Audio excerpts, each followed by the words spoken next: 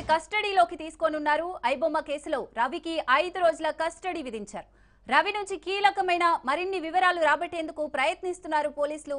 ఈ నేపథ్యంలోనే కస్టడీకి కోరగా 5 రోజుల కస్టడీ అనుమతిచ్చింది కోర్టు. సో చెంచల్గూడ జైలు నుంచి పోలీసుల కస్టడీలోకి తీసుకోనున్నారు ఇమ్మడి రవిని.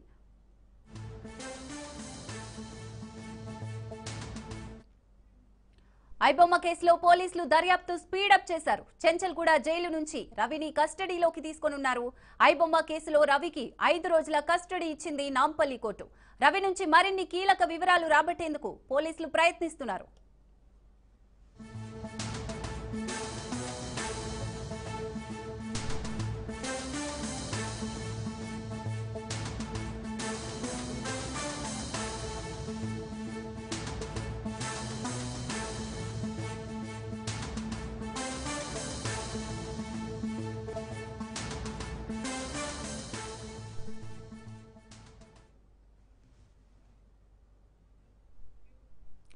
ఐబొమ్మ కేసులో పోలీసులు దర్యాప్తు స్పీడప్ చేశారు. చెంచల్గూడ జైలు నుంచి రవిని కస్టడీలోకి తీసుకోనున్నారు. ఐబొమ్మ కేసులో రవికి 5 రోజుల కస్టడీ ఇచ్చింది నాంపల్లి కోర్టు.